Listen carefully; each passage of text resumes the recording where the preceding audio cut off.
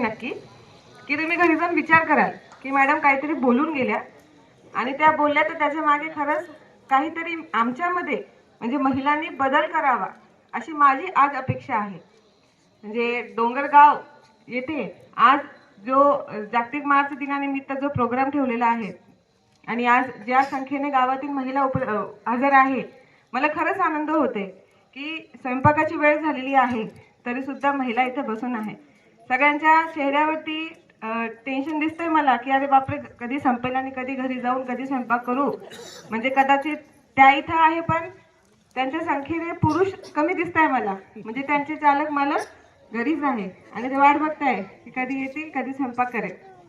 असो, जागतिक महिला दिनानिमित्त आज आपल्या डोंगरगाव येथे हा जो काही प्रोग्राम ठेवलेला आहे म्हणजे हा खरंच कौतुकास्पद आहे की 2 दिवस झाले आहे, 2 दिवसापासून आम्ही फिरतोय बऱ्याच गावांमध्ये।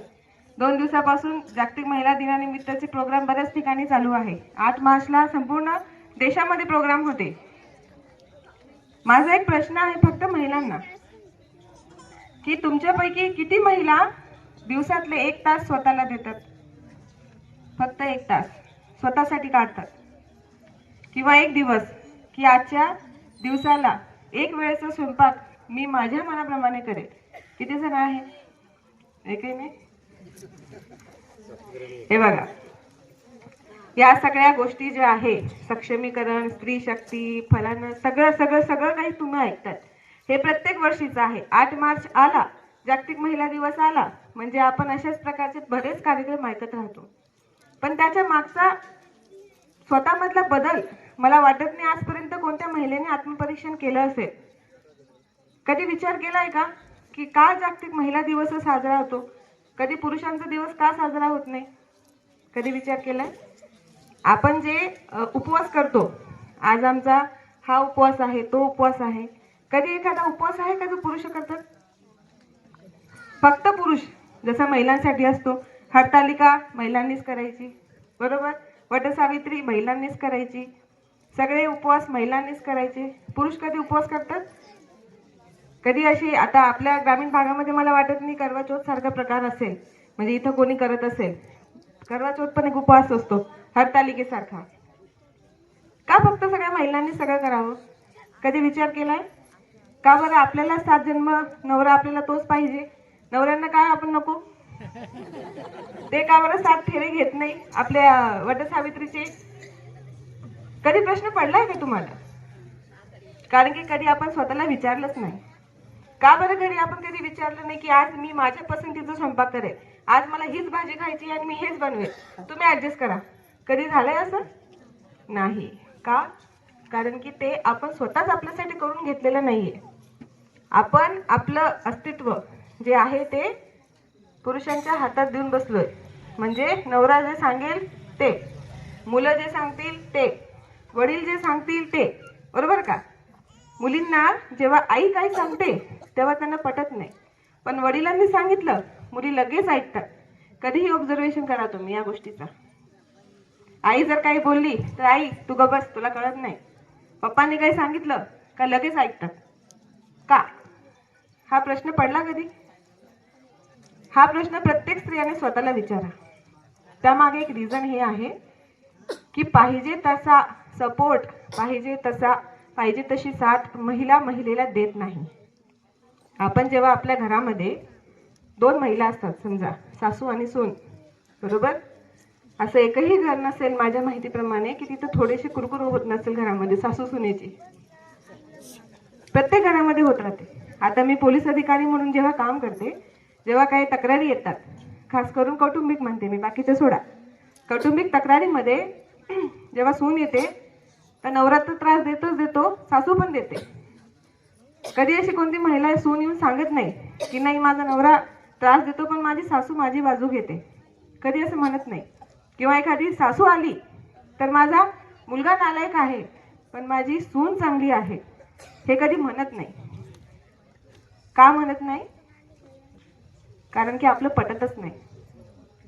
जेव्हा महिलांशी पटायला लागेल ना घरामध्ये, तेव्हा समाजामध्ये पटायला लागेल। बघा तुम्ही, शेजारचे 2 माणसं भांडणं करतात, एकमेकांचं डोकं फोडतात, पण पोलीस स्टेशनमध्ये येऊन काय सांगतात? जाऊ द्या, माझं शेजारी आहे. आणि त्याच वेळेस जर 2 महिला आल्या ना, तक्रार घ्या मॅडम, दोघं बी सांगतात की आमची दोघांची तक्रार घ्या. क्रॉस होईल, दोघं भांडतील, पण माघार कोणी घेत नाही. माघार घ्यायला शिका. सगळ्यात महत्वाची गोष्ट, घरामध्ये जर तुमचं काही वाद होत असतील, तुमच्या मनाविरुद्ध काही होत असेल, तर तुम्हाला पूर्ण अधिकार आहे नाही म्हणण्याचा. तुमच्या मनाविरुद्ध काही होत असेल, नवरा असो मुलगा असो, तुमच्या मनाविरुद्ध एखादी घटना घडत असेल, तिथे तुम्हाला जर आवडत नसेल, चुकीचं वाटत असेल, तिथे तुम्ही तुमचं मत मांडा. मांडतात का? नाही मांडत. कारण की आपल्याला असं वाटतं की आपण फक्त ऐकून घेण्यासाठी आहोत. शासन कायदे करतात, सगळ्यात कठोर कायदे महिलांच्या बाजूने आहे. त्याच्यापैकी किती महिलांना माहिती आहे? घरामध्ये मार खातात पण बोलत नाही. सासूबाईला सांगितलं, सासूबाई काय सांगते, बाई तू तरी एकच झापड खाल्लंय, आम्हाला तर पार लाठी काठीने मारले, बरोबर, सहन करून घे, पर्याय नाही, हे आपल्याला सांगितलं जातं. आणि जेव्हा आपण मुलींना जन्म देतो, जेव्हा मुलीचं लग्न होतं, तेव्हा आपल्याकडून तेच कंटिन्यू आपल्या मुलींच्या बाबतीत होतं. मुलींना पण आपण तेच सांगतो, बाई काही झालं ना, नवरा आहे, सांभाळून घे.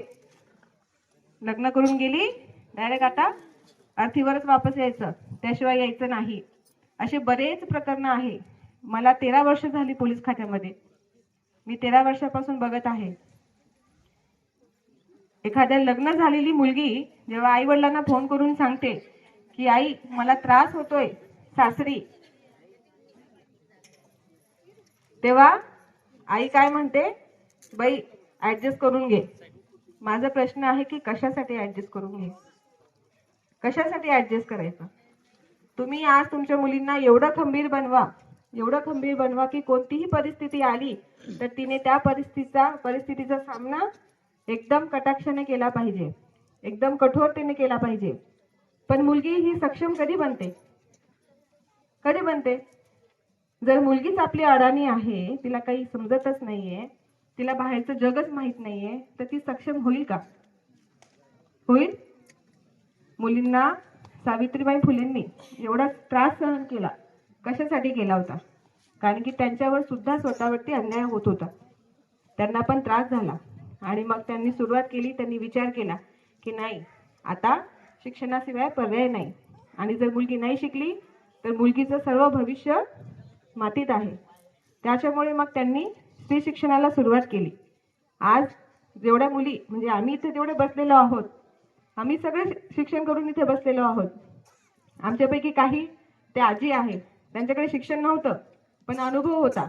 आज मोठे मोठे डॉक्टर लोक जेव्हा डिलिव्हरीसाठी जातात, सिझर करतात, आज त्या आजी कोणतेही शिक्षण नसताना, कोणतीही वैद्यकीय डिग्री नसताना त्यांनी 2000 पेक्षा जास्त आपलं नॉर्मल डिलिव्हरी केलेले आहे. आणि याच्यापेक्षा जास्त तुम्हाला मी एक सांगते, कधीही शिक्षणासाठी मुलींना थांबवू नका. माझी सगळ्या महिलांना आणि पुरुषांना पण एक विनंती आहे.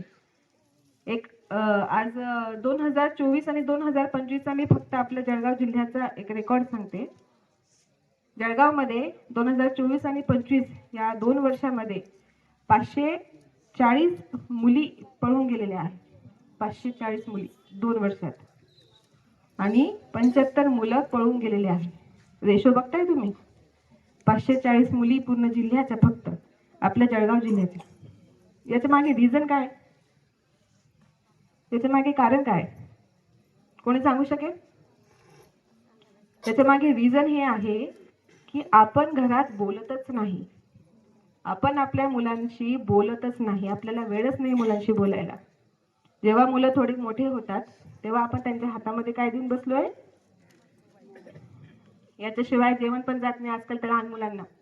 छोटे छोटे मुलं आहे, आपला वेळ वाचवण्यासाठी आपण लावून देतो, बघत बस, आणि आपण त्यांच्या तोंडामध्ये टाकत बसतो. आई काय टाकते काहीच माहित नाही मुलांना, फक्त चावायचं काम करताय. कशामुळे? ही सवय आपण लावतोय मुलांना. कशासाठी? आपलं ताण कमी होण्यासाठी. घरामध्ये समजा आपली मैत्रीण आली, आईला तिच्याशी बोलायचंय, पोरं त्रास देत आहे, घे बाई मोबाईल, बसा शांतीत, आम्ही आमचे गप्पा मारतो. ही सवय हे सगळ्यात घातक आहे. तुम्हाला एक सांगते, मुली पळून जाण्याच्या प्रमाणामध्ये सगळ्यात महत्त्वाचं कारण हे की तुम्ही घरी तुमच्या मुलांशी बोलत नाही. तुम्ही न बोलल्या कारणाने ऐरेगैरे येतात, थोडंसं जीव लावतात, थोडंसं प्रेम दाखवतात आणि मुली त्या प्रेमामध्ये त्यांच्या मागे निघून जातात. नंतर काय परिस्थिती होते हे आपल्या सगळ्यांना माहिती आहे.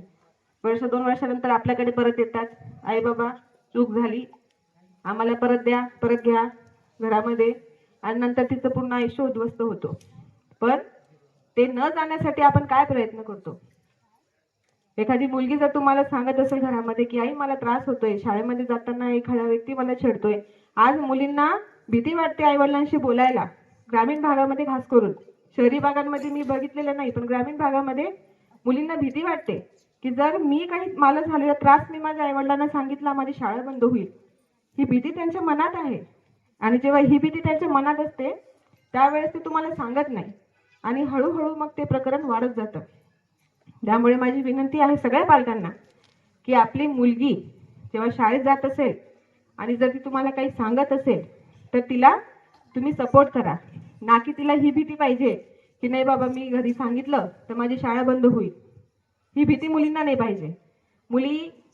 मुलींसोबत किंवा मुलांसोबत असा तुमचा व्यवहार असला पाहिजे की आई वडील त्यांना मित्र वाटले पाहिजे. त्यांनी कोणतीही गोष्ट सांगताना त्यांना संकोच वाटता कामा नये, एवढी काळजी तुम्ही घ्यायला पाहिजे. आज सगळेजण मोबाईलवर आहे, टीव्हीवर आहे. टीव्ही तर आता कमीच झाले आहे. मला तर खूप वाटत नाही की एवढं घरामध्ये अगोदर तरी काही सिरियल्स असायचे, सगळे बाया बसून बघायच्या. आता मला वाटत नाही एवढा वेळ कोणाकडे आहे, कारण की प्रत्येकाकडे मोबाईल आहे. ज्यांना जे बघायचं ते त्याच्या मोबाईलमध्ये बघतात. नाहीच काही असलं तर फेसबुक इंस्टाग्राम चालूच आहे आपलं. तुम्हाला किती नॉलेज आहे त्या गोष्टीचा? तुम्हाला माहिती आहे आता सायबर क्राईम किती वाढलेला आहे? भरपूर सायबर क्राईम वाढलेला आहे. म्हणजे आपण जे बघतो चोऱ्या माऱ्या या गोष्टी तर खूप कमी झाल्या आता. तुम्हाला माहित पण नसतं तुमच्यासोबत काय क्राईम चालू आहे, फक्त तुमच्या डिव्हाइसमुळे. आणि आपण सर्रासपणे आपल्या सगळ्या गोष्टी याच्यामध्ये टाकतो. त्या तुम्हाला माझं एकच सांगणं आहे की या सगळ्या गोष्टी पासून आपल्या मुलांना वाचवा, आपल्या मुलांशी बोलतवा, आपल्या मुलांना बोलतं करा. खास करून त्यांना विश्वास आला पाहिजे तुमच्यावरती की मी माझ्या आईवडिलांशी बोलले तर मला काही त्रास होणार नाही. आजकाल घरामध्ये एक छोटंसं उदाहरण सांगते.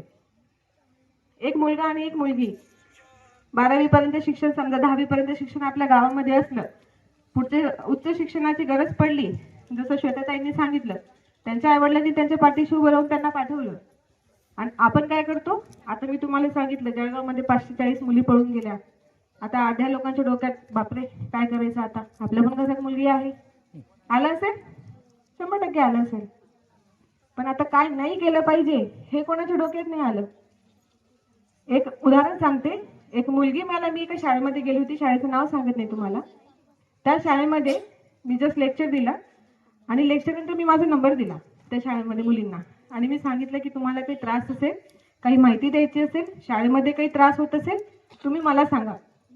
त्या मुलीने मला नंतर फोन केला आणि मुलीने मला फोन करून सांगितलं की मॅडम माझ्या घरचे माझं लग्न लावून द्यायच्या प्रयत्नात आहे. ती मुलगी होती 10वीला. तिचं वय किती होतं? 15-16 वय असेल तिचं. आणि लग्न कधी करतो आपण? 18 वर्षाच्या नंतर, बरोबर.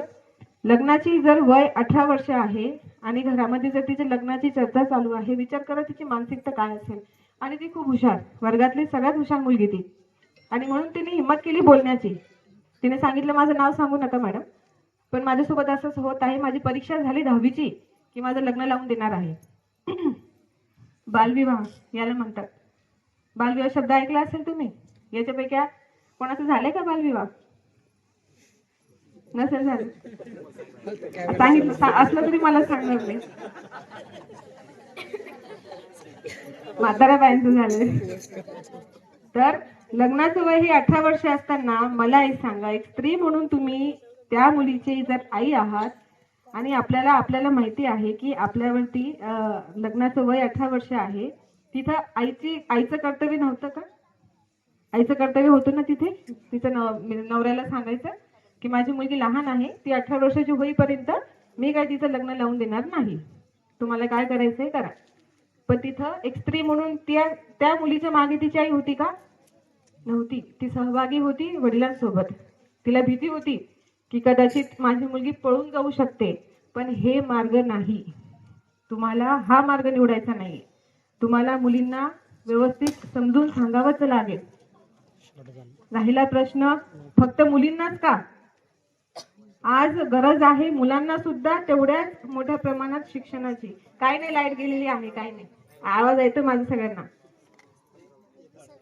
आज गरज आहे मुलांना सुद्धा शिक्षणाची किंवा शिकवण्याची. सगळ्या गोष्टी आपण नाही, हे करू नको, ते करू नको, इकडे जाऊ नको, तिकडे जाऊ नको, ह्या गोष्टी आपण सगळ्या मुलींना सांगतो. कधी मुलांना सांगतो का? सांगत नाही आपण. काबडतो का आपण मुलांना सांगायला? मुलगा आहे, काहीतरी करून घेईल, ही भीती असते आपल्याला. आज एक बातमी वाचली असेल तुम्ही, याच्या अगोदर मालेगाव मध्ये प्रकरण झालं होतं. एक 12 का 13 वर्षाच्या मुलीचा रेप झाला होता आणि तो करणारा किती वर्षाचा मुलगा होता? 20 वर्षाचा. 20 ते 22 वर्षाचा मुलगा, ज्याने एक 8 का 10 वर्षाच्या मुलीसोबत वाईट कृत्य केलेलं होतं. मग हे शिक्षण आणि हे मुलांच्या डोक्यामध्ये येतंय कुठून? त्यासाठी आपल्याला मुलांना पण शिक्षण द्यावं लागणार आहे. आपल्या घरामध्ये असे किती पालक आहे मला सांगा, की जेव्हा रात्री 7 वाजले, 8 वाजले, 7 वाजले, मुलगी घरात दिसली नाही का आपण विचारतो, अरे ही कुठे गेली? विचारतो. पण 7 वाजले, मुलगा घरात नाही, कधी विचारत नाही आपण की हा कुठे गेला? विचारा, सुरुवात करा. हे जे गुन्हेगारी जी वाढते, ही आपल्या गावातल्या त्या चौकातून वाढते, त्या चबुतऱ्यातून वाढते. आपले मुलं, आपली मुली कोणासोबत उठताय, कोणासोबत बसताय, कोणासोबत बोलताय, कधीतरी त्यांचा मोबाईल हातात घ्या आणि तो मोबाईल चेक करा की मुलं काय करताय मोबाईलमध्ये. ही आजच्या काळाची गरज आहे. आणि काही असलं तर 2 कानफटात लावायची पण ताकद ठेवा. असं व्हायला नको की मुलगा 9वीतच आहे, कसं काय मारू. आजकाल शाळेमध्ये मारहाण होते का? मॅडम बसता येते, शाळेमध्ये मारतात का?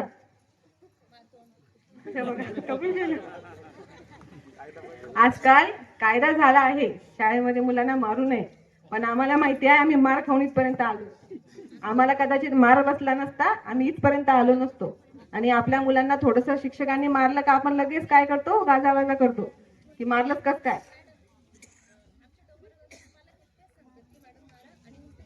बिलकुल टाळ्या वाजवल्या पाहिजे मग तर. आणि या काळात तुमच्यासाठी आहे की तुम्ही सांगतात की अभ्यास नाही केला तर मारा. कारण की मी माझ्या मुलीच्या शिक्षिकेला सांगितलेलं आहे, तिने ऐकलं नाही तर तिला बिंदास मारा. आणि ती मारत नाही, तिथले मारत नाही, पण त्या भीतीमुळे ती अभ्यास करते. फक्त का तर मॅडम मारतील, मारलेलं कधीच नाहीये. पालकांचा सपोर्ट पाहिजे, प्रत्येक गोष्टीमध्ये पालकांचा साथ पाहिजे. आणि मुलांना कधीही मागे खेचू नका. मुलं जर शिक्षणामध्ये पुढे जात असतील, मुली जर शिक्षणामध्ये पुढे जात असतील तर 100% त्यांना शिकवा. बऱ्याच योजना आहे, प्रत्येक योजनेचा आपण ठीक आहे आपण समजतो की आपण ग्रामीण भागातले आहे. आता एका ताईचा आजीचा सत्कार झाला इथे 4 मुलांना, बरोबर ना, 4 मुलांना त्यांनी उच्च शिक्षण घडून आणलेलं आहे. मग आपल्याच गावातली जर एखादी बाई करू शकते, मग आपण हे करू शकतो. त्या पद्धतीने आपण हे करू शकतो. अरे बापरे, 6 मुलं बघा ना. आपल्याकडे आपण 2 जण करू शकत नाही. मुलांना वाईट वळणापासून थांबवायचा सर्वप्रथम कर्तव्य आहे पालकांचं. एखादा गुन्हा घडल्यानंतर कायमस्वरूपी त्यांच्या नावाच्या पुढे आरोपी शब्द लागून जातो. जेव्हा त्यांची चारित्र्य पडताळणी होते गव्हर्नमेंट जॉबसाठी, आपल्याला माहिती आपल्या जगात काय चालू आहे सध्या. आता पोलीस भरती होती, त्या पोलीस भरतीमध्ये कोणी दिलं असेल इथं तर मला माहित नाही. 71 जागा होत्या, 171, आणि फॉर्म होते 12,000 फॉर्म होते. आणि वयाची म्हणजे शिक्षणाची अट काय आहे तर 12वी पास. आणि त्या पोलीस भरतीमध्ये लॉयर सारखे उच्च शिक्षक, इंजिनियर सगळे त्यांनी फॉर्म भरलेले होते. विचार करा, आपल्याला सरकारी जॉबसाठी आज एवढं भांडण करावं लागते. एका जागेसाठी जर 1000 लोक कॉम्पिटिशन करताय, मग आपल्या ग्रामीण भागातले मुलं मुली का मागे पडले पाहिजे? त्यांना तुम्ही सपोर्ट करा. शिक्षणासाठी जर बाहेर जात असतील तर 100% त्यांना शिक्षणासाठी बाहेर पाठवा. फक्त मुलगी आहे बाहेर पाठवलं, उद्या उठून पळून गेली, इज्जतीचा पंचनामा होईल या भीतीने तुम्ही त्यांचं शिक्षण थांबवू नका. ज्या वेळेस मुलींना तुम्ही योग्य पद्धतीने शिक्षण दिलं, तुम्हाला मी एक सांगते, मुलींना शिक्षण दिलं, त्यांना त्यांच्या पायावरती उभं केलं का ही जी शक्ती आहे ना, स्त्री शक्ती, ती ऑटोमॅटिक त्यांच्या अंगामध्ये उतरून जाते. एक आई म्हणून, एक आजी म्हणून, एक बहीण म्हणून प्रत्येक स्त्रीच्या पाठीशी तुम्ही उभे राहा, तिला खंबीर बनवा. आज आपण आता आपल्याला सांगितलं इथं स्वामी समर्थ केंद्रामध्ये त्यांना काही कराटेचं प्रशिक्षण देत आहे ना, लाठीकाठीचं प्रशिक्षण दिलं जाते. किती मुली आहे आपल्या याच्यातल्या व्यायाम करणारा? कोणीच नाही. केंद्रातल्या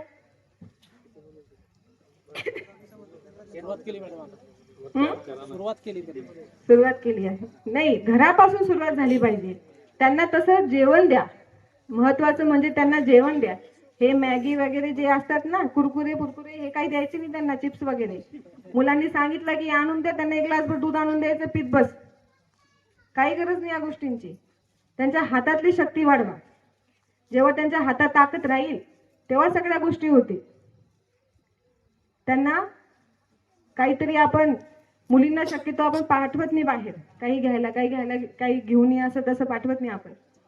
मुलींना स्वावलंबी बनवा प्रत्येक गोष्टीमध्ये. त्यांची रोकटोक थांबवा. हे करू नको, ते करू नको, इकडे जाऊ नको, तिकडे जाऊ नको, याच्याशी बोलू नको. सर्व स्वातंत्र्य जर तुम्ही दिलं आणि त्यामागे तुम्ही स्वातंत्र्य का देताय ही भावना त्यांच्या मनामध्ये उत्पन्न केली, मी तुम्हाला सांगते की एकही मुलगी वाईट वळणावर जाणार नाही. जर तुम्ही त्यांच्या मनावरती तसं बिंबवलं, एकही मुलगी वाईट वळणावर जाणार नाही. उलट तिला काही त्रास झाला तर ती येऊन सांगेल की आई, तो पोरगा मला बघत होता, त्या पोराने मला असं सांगितलं. याच्यासाठी तुम्हाला त्यांच्या मैत्रिणी व्हावे लागतील. वडील असतात, वडील शक्यतो मुलींचं प्रेम वडिलांकडे जास्त असतं, पण धाकही असतो. आणि आईला तर मुलगी काही म्हणत नाही, ग बस, तुला काय कळत नाही, मी मला मुलगी आहे म्हणून सांगते, माझी मुलगी माझं ऐकत नाही, पण घाबरते पण मलाच, तिला काय सांगितलं तर हे असं तुम्ही करा. दुसरी गोष्ट, प्रत्येक महिलेच्या पाठीशी उभे राहा. जर एखादी महिला तुम्हाला काही सांगत असेल तर महिलेच्या पाठीशी उभं राहा. सगळ्यात जास्त त्रास जो आहे महिलांपासूनच आहे, एवढं लक्षात ठेवा. महिलांवरती अन्याय पुरुष करतात असं नाही, महिलांवरती अन्याय महिला सुद्धा करताय. अन्याय कसं करताय? घरामध्ये जर काय होत असेल, सासूने सुनेची बाजू घ्या, सुनेने सासूची बाजू घ्या. ज्या घरामध्ये सून आणि सासूचं जमलं तो घर बघा स्वर्ग असतो. त्या घरातल्या माणसांना काहीच त्रास नसतो, बरोबर का? त्यामुळे या गोष्टींकडे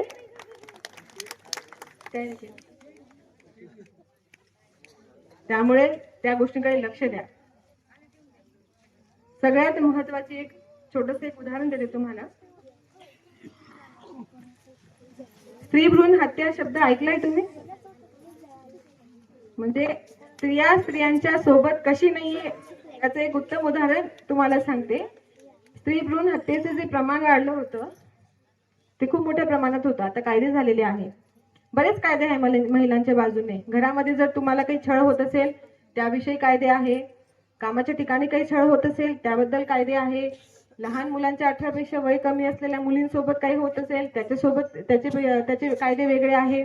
अनेक कठोर कायदे आहेत. त्या कायद्याचे नॉलेज सगळ्यांना माहिती आहे. आजकाल तुमच्याकडे मोबाईल आहे, मोबाईलमध्ये तुम्ही सर्च केला, गुगलला टाकलं, आज मला माझ्या नवऱ्याने मारलं, काय करायचं? उत्तर देईल तुम्हाला गुगल. कारण की सगळे कायदे आहेत, सगळ्या कायद्यांचं नॉलेज सगळ्यांनाच आहे, तुम्हाला पण माहिती आहे. जेव्हा स्त्री भ्रूण हत्या सुरू झाल्या किंवा स्त्रियांची संख्या कमी, स्त्रिया नको, मुली नको यासाठी जेव्हा स्त्री भ्रूण हत्या होत होत्या, तो स्त्रियांचा तो गर्भ होता तो स्त्रियांमध्ये होता, बरोबर? त्यावेळेस सुद्धा काही स्त्रिया प्रतिकार करत होते, पण काही स्त्रिया काहीच बोलत नव्हते.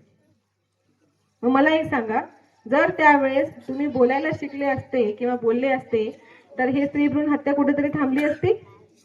आज त्याविषयी बरेच माहिती असल्या कारणाने आज स्त्री भ्रूण हत्येचं प्रमाण खूप कमी आहे.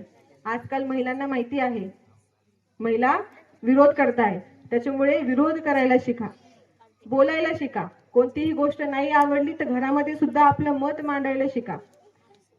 कायद्याने, संविधानाने महिलांना बरोबरीचा समान अधिकार दिलेला आहे. आणि आता सगळ्याच ठिकाणी आरक्षणासाठी मागे पण आपला एक विषय झाला होता की 30% आरक्षण महिलांसाठी आहे. 30%. लवकरच 50% होणार आहे असं पण आहे. ते 50% का होणार आहे माहिती आहे तुम्हाला? कारण की प्रत्येक क्षेत्रामध्ये महिला खूप पुढे चालल्या आहेत. आता UPSCचा रिझल्ट लागला होता 2025चा. पुरुषांपेक्षा मुली जास्त आहे UPSC पास होणारे. 10वी 12वीचं बोर्ड बघा, आता एक्झाम झाल्या आहे. जेव्हा 10वी 12वीचा निकाल येईल त्यावेळेस मुलींचं प्रमाण जास्त असतं. मग जर मुली सगळ्या ठिकाणी क्षेत्रात पुढे आहे तर आपण पण आपल्या मुलींना पुढेच केलं पाहिजे. त्यांना मागे खिचू नका. त्यांना नीट समजून घ्या, त्यांना नीट समजून सांगा. आणि मुलींना कोणत्याही गोष्टीसाठी स्वावलंबित करा. ज्यावेळेस मुलगी स्वतः कमवायला लागेल त्यावेळेस ती स्वतः स्वावलंबी होऊन जाईल आणि तिला तिचं मत मांडावं लागेल. आज माझ्याकडे एक महिला आली होती, तिच्यासोबत तिची एक मैत्रीण आली होती. त्या महिलेला घरामध्ये थोडासा त्रास होत होता.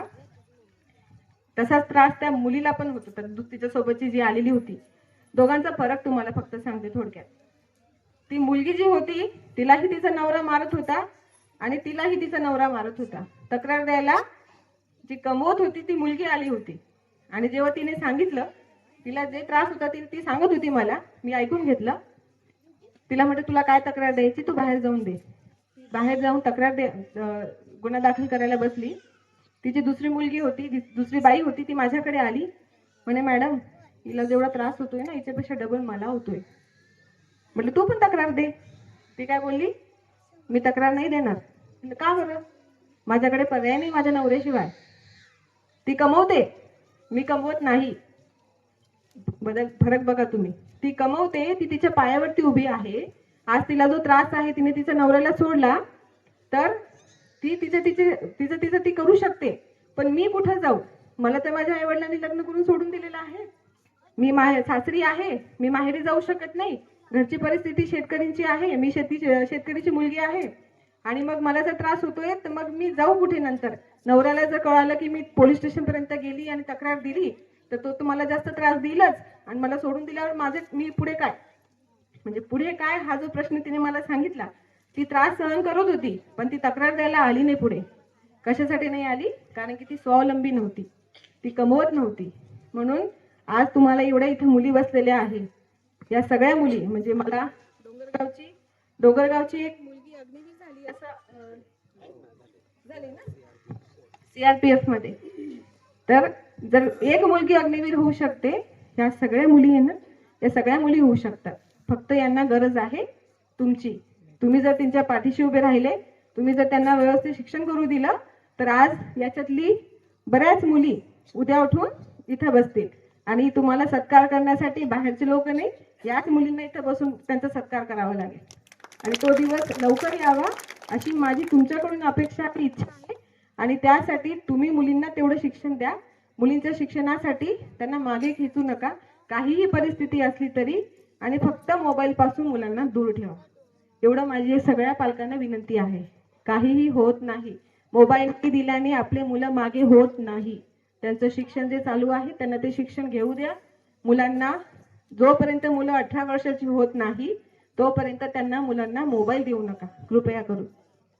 आज जागतिक महिला दिनानिमित्त हा जो प्रोग्राम ठेवलेला होता, थोडंसं तुम्हाला समजलं असेल असं समजून मी जे बोलली त्याचं आत्मपरीक्षण करून जर काही तुम्ही थोडा स्वतःमध्ये बदल केला तर मी आजचा हा प्रोग्राम 100% सक्सेसफुल झाला असं समजेल. आणि तुम्हाला सगळ्यांना भावी आयुष्यासाठी खूप खूप शुभेच्छा. खास करून खूप मुली इथं बसलेल्या दिसत आहे मला गावातल्या. आणि सगळ्या मुलींना पण माझं सांगणं आहे, शिक्षण करा. सगळ्यांना आवडलं ना? इथे सगळे महिला बसलेल्या आहे. तुम्हालाही वाटलं असेल ना की आपण पण उद्या उठून असंच बसावं, आपल्याला पण शॉल द्यावी, बुके द्यावं, वाटलं की नाही? अभ्यास करणार सगळे नक्की? आणि जर का मला पालकांनी सांगितलं पोरींनी अभ्यास नाही केला, मग लक्षात ठेवा, मग माझ्याशी गाठ आहे. ठीक आहे, चला, थँक्यू.